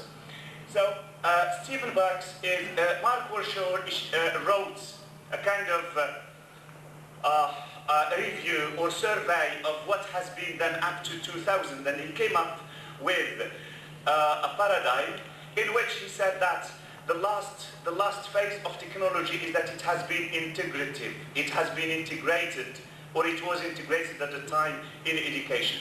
Stephen Bax in 2001, 2003 said, no, it hasn't been integrated because it hasn't been normalized yet. Being normalized is just when you have, let me just give you an example. If you say we are having a conference in McNass and we are delivering all the papers in an auditorium, people will say that's normal. Why should you say such a thing? But when you say, I am using a computer in my teaching, people will say, wow, are you?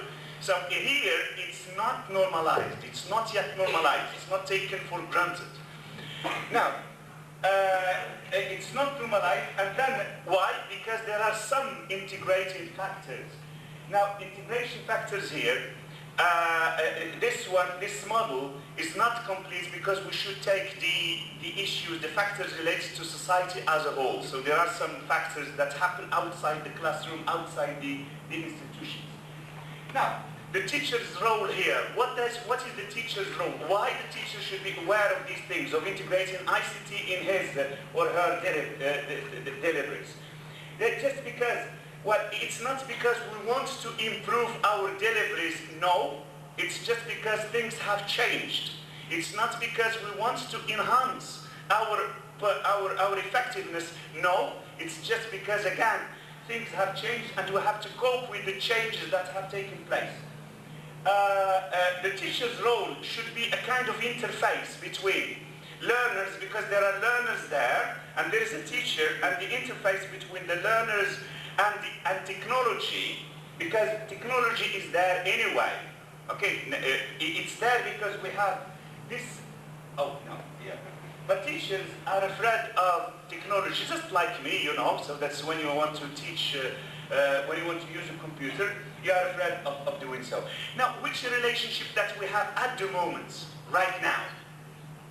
Our relationship is that, or the relationship is that we have technology and we have digital natives. Digital natives are those who were born when technology was around. And it's normalized in their lives. That is our kids, our children.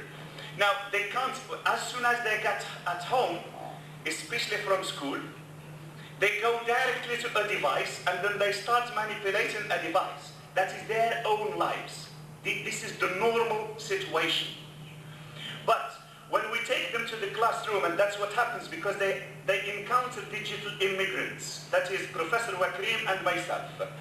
We are digital immigrants. That's we were born before technology, and technology came along with the time we have spent in this life, or we have spent in this life. Then the school is isolated from all these things. And that's why a school is a gloomy place for many of our kids. It's just because when they go to the school, there are three things that happen there, and that is chalk, walk, and talk. Right. Now, what are the barriers? There are barriers that are related to teachers. And these barriers, there are some non-manipulative factors and some manipulative factors. I have put non-manipulative factors in black and the others in red. In black is something that we can't do anything about. If somebody is aged, we cannot make him or her younger. If somebody is, okay, so I'm not going to talk about I don't want to start a gender issue here, but let's skip that. If somebody is experienced, he is experienced, that's it. But we have to do with those things, and those things are essential in introducing ICT. These are, the red things are very essential, they are important. Now, how can we introduce them? Through the LEAP model.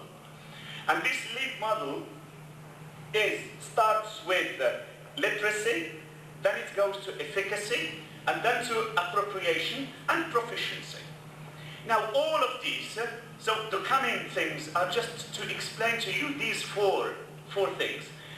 Please notice that when a person is at the literacy level and the efficacy level, he is or she is a consumer of technology.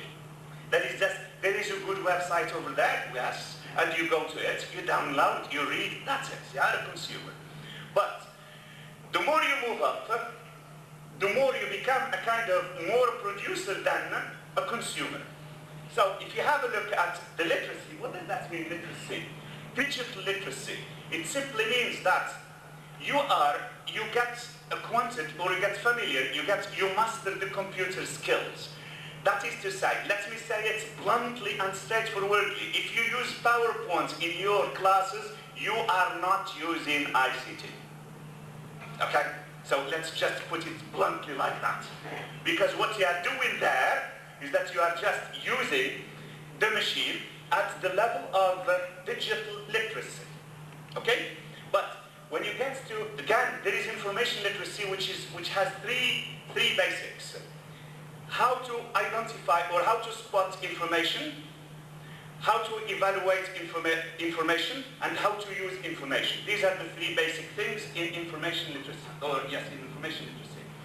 Self-efficacy is when you gain confidence. When you get a bit of, I know how technology works, and I am confident to use it, and I am starting to become a bit confident, so as if something goes wrong in my classroom, I will not panic. I've seen many people panicking when they use technology and when technology goes wrong.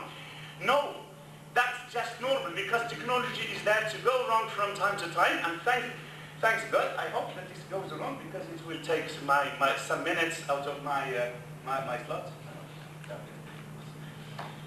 Appropriation. Appropriation is when you reach a stage of technology has become part of your life. It is when it reaches that level of stability. You have used it, it works, you master it, that is you have self-efficacy, and then it becomes yours, it is mine. It is part of my life. Proficiency is when you move to the production, you produce. And that is when technology becomes invisible. That's when technology becomes part of your life, and nothing, when you use a computer, it's just like when you use a pen, when you use a pencil, when you use a book. And you are not going to talk about CAL anymore, that's computer-assisted language learning. You are not going to talk about ICT in education, but you are just going to talk about part of it. I have used the chalk, I've used some chalk, and I've used the computer. Okay? Now, when you reach this level, it is when we distinguish between amateurship and professionalism. It's when you have appropriated the technology. Now, the conclusion is that the factors that hinder ICT integration require time. This is not something that I can develop over 2 days. See, Qadr. It's not 2 days. It's a kind of long life learning. It's just take it and then it develops little by little. Again, it requires more than one training session. It's not one shot. It's not I will bring people for 2 days, for a week, for 30 hours, for 50 hours. No, it takes more than that. It is that, again, the LEAP model can be used by teachers themselves so that you can see, you can check where you are and how to develop further to become a kind of proficient in using ICT in your deliveries. Thank you very much. I am the luckiest chairperson I know.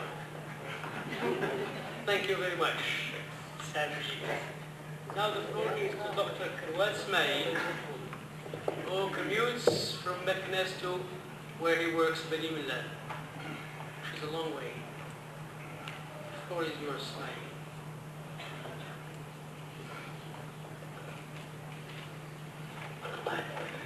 Good morning, everybody. Thank you, Professor Moulvi. My contribution today in this conference would be addressing the concept of teacher development, especially from a theoretical perspective in the absence of any empirical research. And it is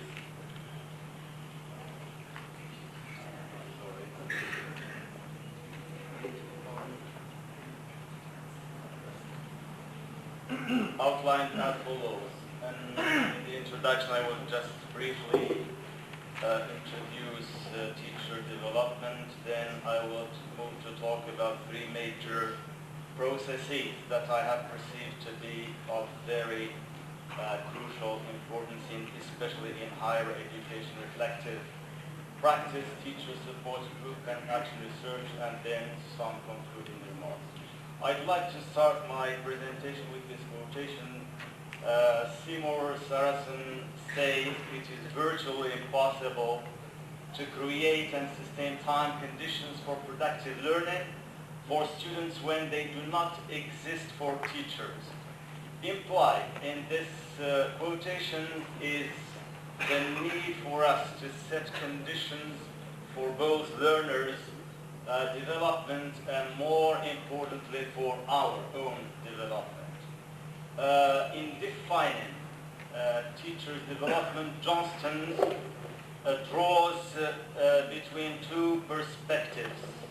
The first one is the European perspective, and the second one is the American perspective. Whereas the European perspective focuses on the personal growth, teachers, that is to say, teachers concerned are themselves taking charge of their own development. The American perspective, on the other hand, takes that teacher development is usually conducted by a teacher, educator, and presented to teachers.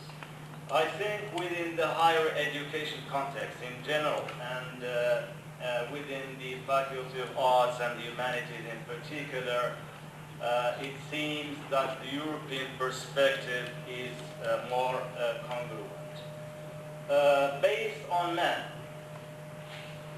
2005, teacher development is a bottom-up process that values the insider view rather than the outsider view. It includes personal, moral, and value dimensions. It is independent of the organization, but often functions more successfully with its support and recognition. It is a continuing process of becoming and can never be finished, as just Julian said. Richards and Farrell suggested another important definition and says that an important direction in teacher development in recent years has been a movement from outsider approaches to insider ones. The former are often based on expert knowledge. The latter are locally based approaches that encourage teachers to explore their own context and construct their own knowledge and understanding of what takes place in their classrooms. Common among these definitions is the fact that teacher development depends on a personal, self-directed learning. In this respect, it is closely related to teacher knowledge and experience, which partly emerge from those three main processes that I'm going to discuss in this presentation, namely reflection on experience, collaboration through teacher support groups, and action research. The first process, which is reflective practice, and I think Professor Joachim has addressed this issue, and I think we'll just focus on some principles here. It is a view of learning based on the assumption that teachers learn from experience through focused reflection on the nature and meaning of teaching experiences. Reflection is viewed as the process of critical examination of those experiences, a process that can lead to a better understanding of one's teaching practices and routines, says Richards and Farrell 2005. And in this respect, we can understand that reflection is an inner dialogue with the self and a dialogue with one's knowledge and experience. that culminates in higher awareness and plausibility.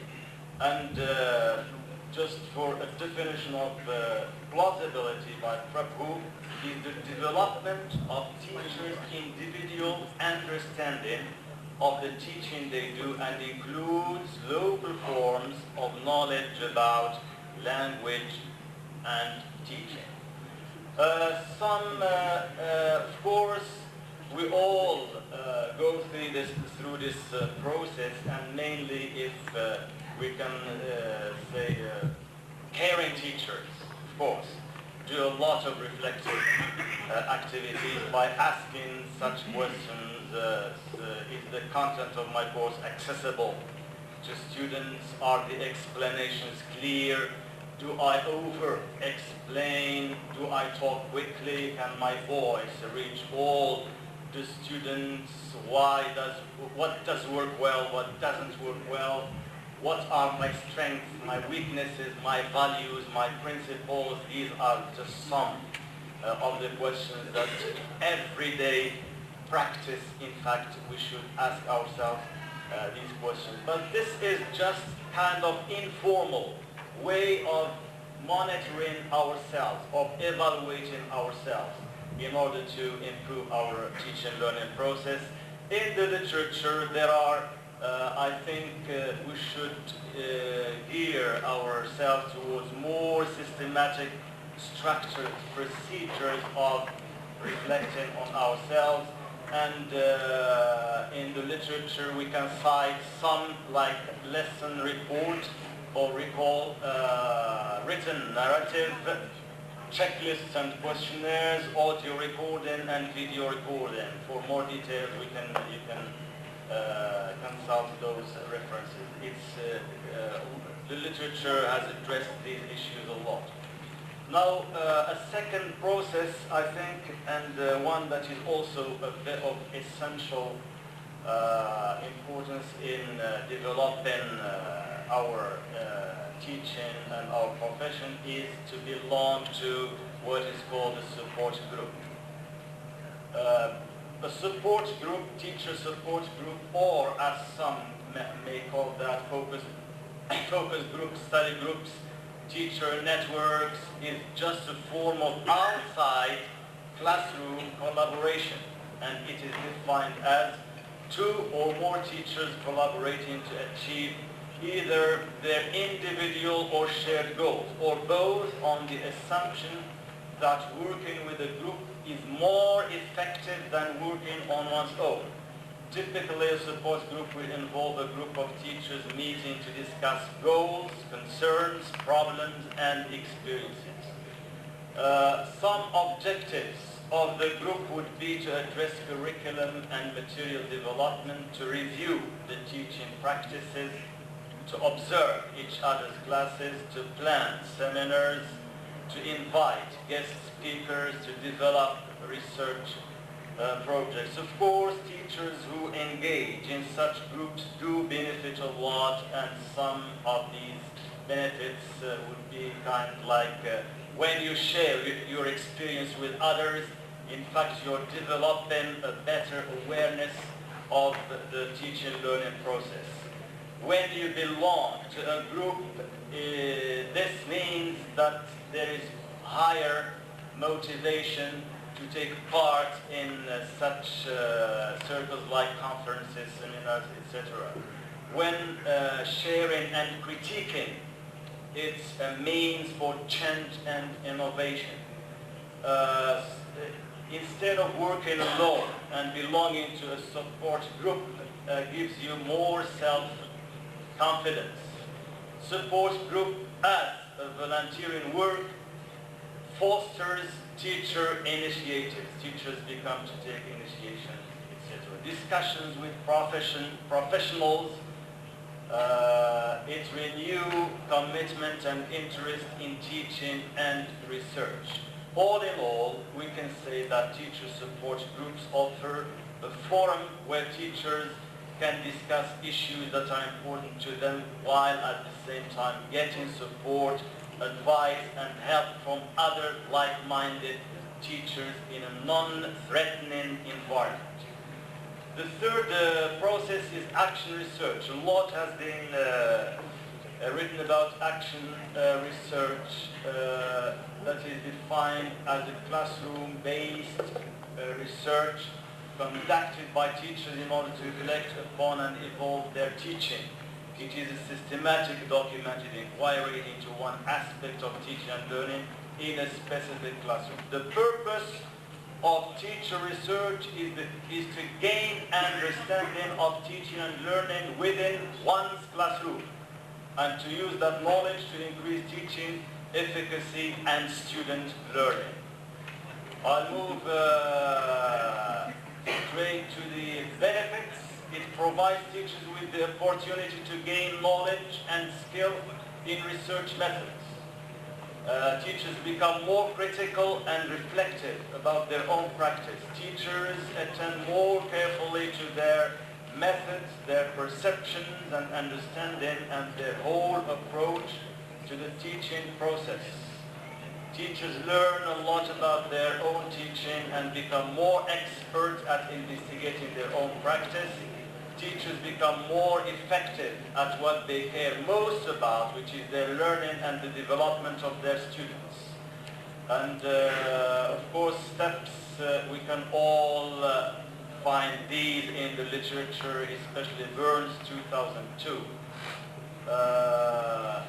As a conclusion, whether we use reflective practice or teacher support group or action research or all of these, in fact, we are moving towards a level where practices are guided by reflection and self-awareness, moving to professional teacher development.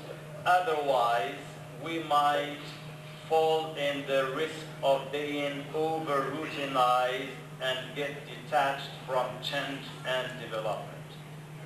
Of course, in the absence of empirical research is needed.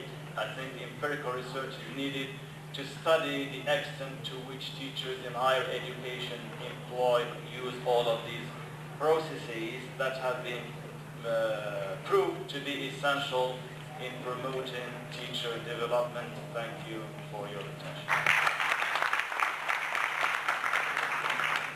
Thank you very much, Mike. So, if you allow, maybe we can take 5 questions first. So my question is directed to Professor Ageg. You talked about professional development directed towards teaching, and I think there is the other part which is missing and that you didn't speak about, but that should have been part of the presentation. That's research. You talk about, and there is no contradiction in doing that. Talking about priority to teaching, but you should also probably refer to action research. Is there any? Do you have any reason for not talking about that, though you implicitly talked about it? Thank you. Thank you, Simon. The question is to Professor Hussein. I would like to talk about ICT, right? And of course, we know that ICT insightfully and effectively answers the questions that teachers have been trying to target, and one of which is ICT helps teachers to understand and to critically assess students' learning strategies and styles, etc. But the point is, there is a kind of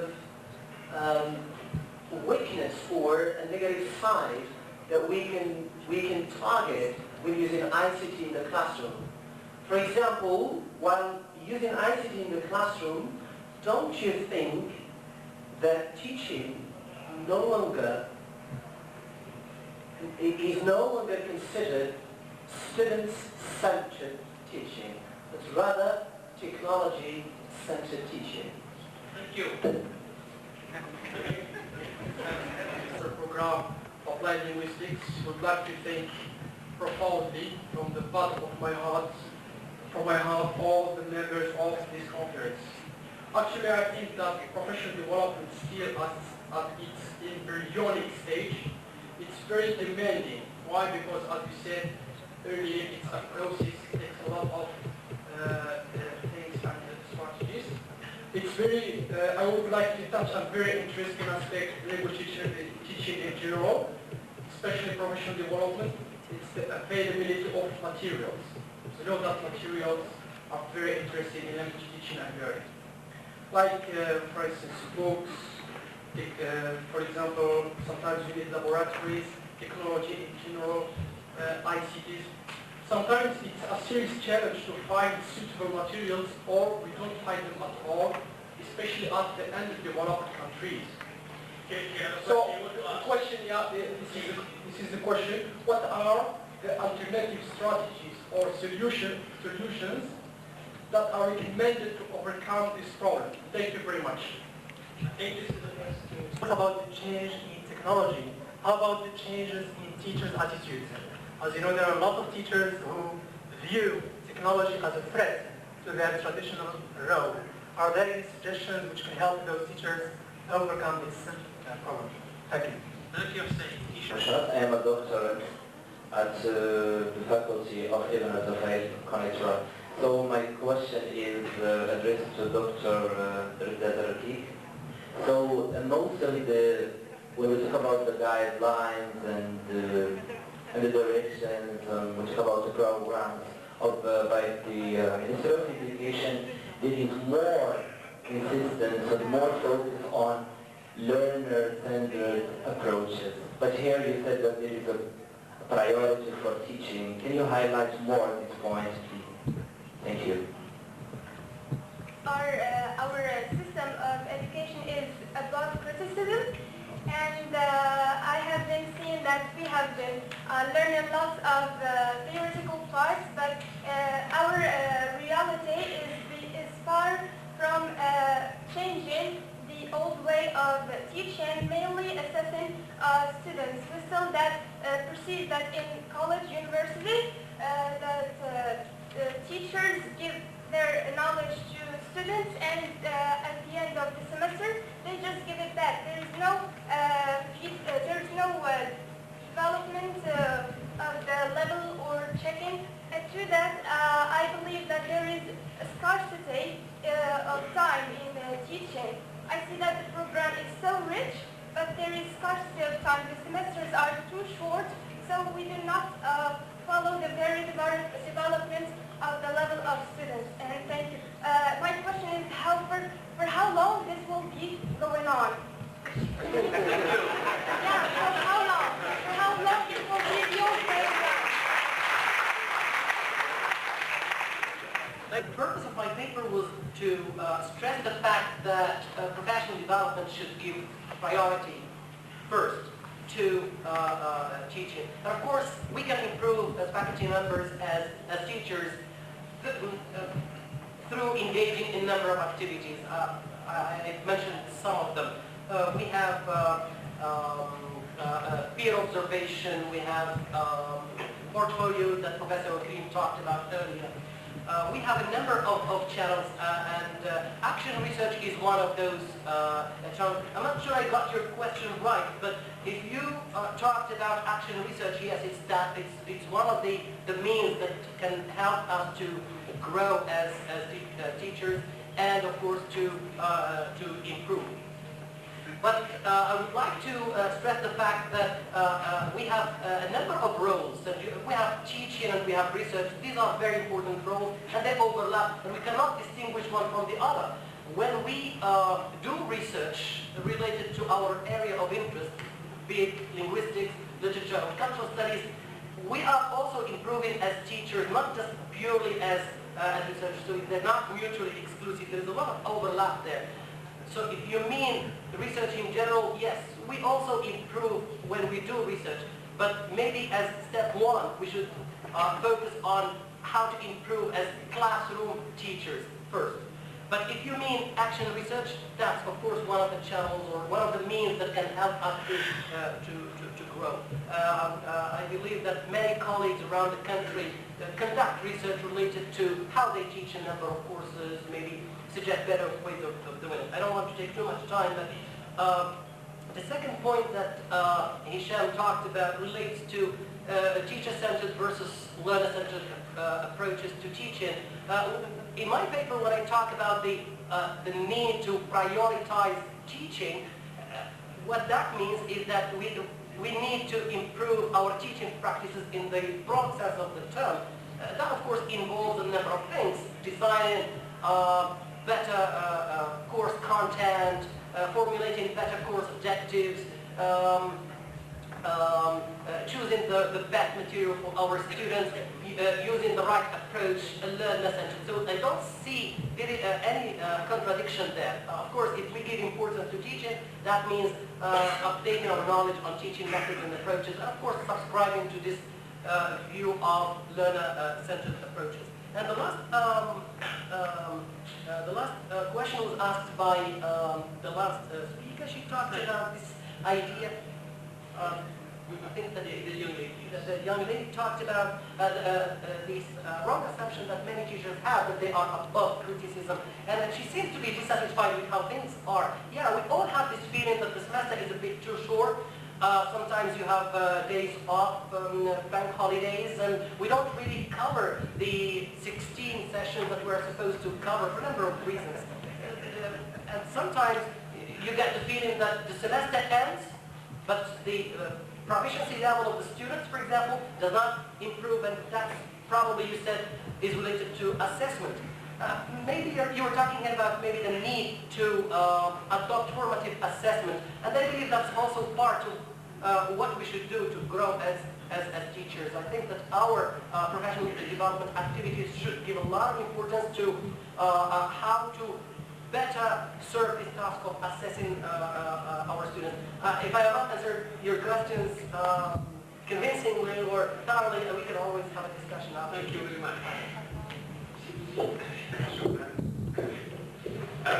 Thank you very much. My reaction to the first question about whether our classrooms will turn into technology-centered classrooms or learner-centered classrooms, all the basic idea of my presentation is to eliminate this feeling that technology is a kind of stranger or outsider in our classrooms. When it is invisible, when it is taken for granted, what happens is that the students think that it's just like a chalkboard. It's just like chalk. Okay, it's there.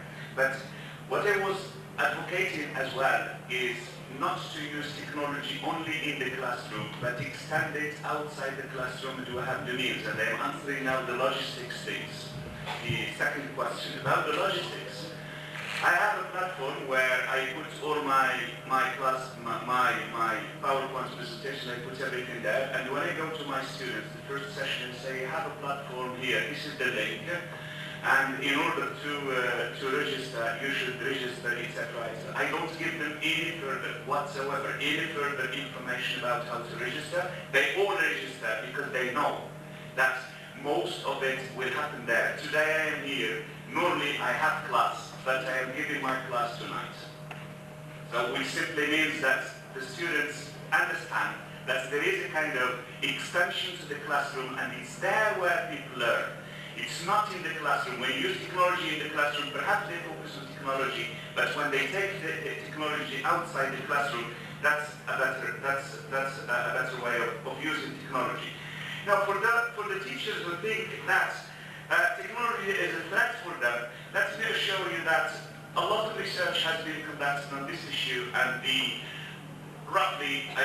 conclusion we came to is this. Technology will replace the teachers who do not use technology. That's it. I mean, if you don't use technology, you will be replaced. But if you use technology, you will always be there as a teacher. There is always a human touch over there. Thank you.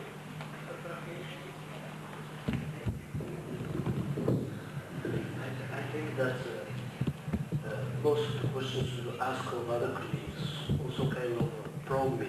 Some of the stuff that I was not able to present was touching on it. But probably I'll start with the most, what I consider personally as the most probably question that I would love to answer to, which is the last question by the students over there, which talks about this idea of, which is really stressing this fact of the students being absent in our, not really falling fully within our scope, because we're not really responding to this. And to which I would bring the point of view of another, I would call it, operator in the operation. In addition to the teacher, in addition to the students, not far away from last night, there was this TV program on DZN, I don't know if you watched it, titled Triratlocht. And there was this mother, and then, I guess. And there was this mother, and I think there are plenty of mothers out there and fathers who would like voice the same thing. She was saying like a shocking truth, which would really, push us or lead us to shake things and start, maybe using other innovative ways and trying to answer the queries of these people. The mother was saying, my son spends time at school, spends time at home every day with 2 teachers. He's a daddy thing, yeah? 2 teachers every day. And she says that her son has this kind of feeling of just wants to explode. Because at school, he is not acknowledged. And her solution was to turn to coaching, which a practice which is done into business. And because the approach with the coach is different from the approach with the teacher that we usually have, she said, and she acknowledged that the results are better. The coach managed to give this student, her son, what the student could not find in the school. And I think that Sibosier also said it, the school is outside life. Let's bring it back to life. Out there, one of the first thing that probably is missing in our school is that what we are teaching is not related to the students. This is one of my arts. What we are teaching in the classroom is not related at all to the students. Sibosier has been talking about it. No research so far has been done about how much blogging students are doing inside the classroom. Teachers are talking and students are making comments on their books about the students. Teachers are reading passages on their books and students are reading web pages, Facebook pages. It's something that we have as teachers to take into consideration and shape our teaching accordingly. There's other thing which is also missing in our teaching, and I guess it was there in the students' comments out there. Respect. Most of us out there, most of the time, we do not treat the student as a human being. We do not really take them, this idea of heterogeneous group, as you said, Professor Mellouk, we do not take them as humans having their own way of doing things, ways which are different from our own. So our teaching, one of the competencies we should have is this idea of respecting. Probably our students also need to respect their classrooms. I'll stop there. Thank you.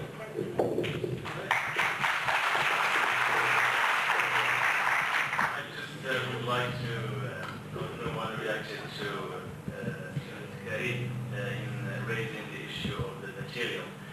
I think that if we stay there, this issue has been an issue for when I was a student in the 80s, and it's going to be an issue, I think, for especially in public sector. Teachers who are willing to bring change, to develop, I think they do bring their own material, they look for their own material. If we take the example of the listening, speaking course, for example, there are some teachers who bring their own material like laptops, loudspeakers, public speaking course, teachers who bring their own data shows to classes. So the teacher change in himself and in his students should find ways to look for materials.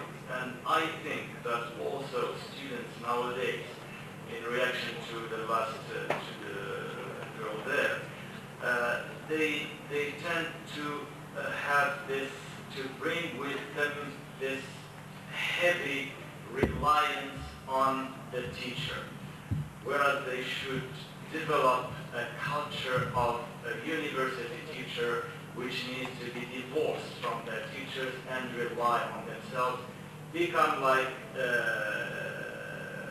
student, if we can say student researcher. They should attend classes, take their teachers as guides, but also go home and invest a lot of time on their own. They should, in fact, become autonomous students, especially in this system, as you have noticed, things are squeezed. We tend to give just mainly introductions, but students need to develop by themselves. Of course, relying on their teachers' guidance. And thank you. Thank you. Can I, on behalf of everybody, thank the 4 speakers and thank you all for being so attentive and so patient.